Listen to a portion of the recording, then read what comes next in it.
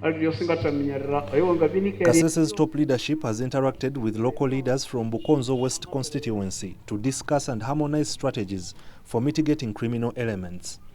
This follows reported cases of rebel attacks that resulted in property damage and fatalities in Kasese district, perpetrated by remnants believed to be fleeing from the UPDF firepower mounted against rebels in the thickets of the Democratic Republic of Congo.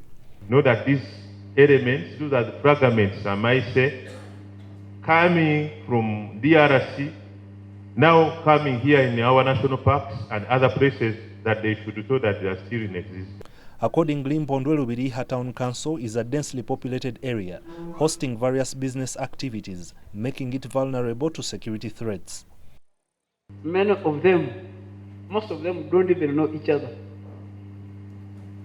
Some of them include our relatives from across the border, some of whom acquire property, including land, through pseudo means, through relatives, through others. So there is a bit of a security problem that we have to analyze here.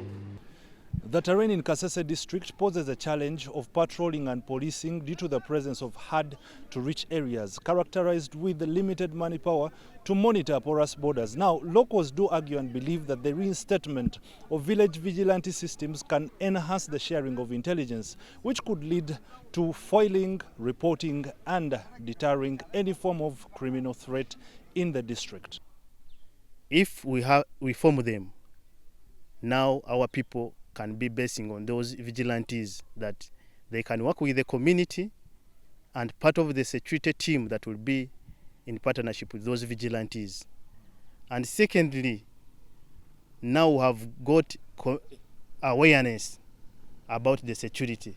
That security starts with me and any person. So our LOCs now can be ready to fight this situation now, because they have known that the power belongs to their hand. But for the start, they don't need to have guns. They can do intelligence, vigilantes, but with intelligence, to give intelligence to the army. Because I think we have enough forces. But with the time, if we feel the forces are not enough, then the government can also think about that. We all know that most of the areas within Kasese have no what we call network, and that is a problem. So how are you able to communicate effectively to the authorities in case of any eventuality or security threat in the areas? Yes, security network itself, it has been a threat also. It is a challenge. Currently even in Handiro, but some parts we don't have network. But our community members, when they land on that incident, they try hard, like to run in a spot where like they always get less signals of network and they communicate, which takes a long time to deliver the information. And another thing, our people like can use borders. They rush to an LOC, either a police office. Kasese RDC Lieutenant Joy Walusimbi has directed LC3's town clerks and sub-county chiefs to conduct monthly security committee meetings, complete with security budgets. On peace, there is no joke. I think you can even defend that. And we will caution you when you have put a token on a budget of security. Help us and at least bring 2 to 3 UPDF soldiers on each school. Because as per now, we as candidates, we are not safe. We are not safe at all. We are very attentive. And if it is night time, for sure we can't sleep.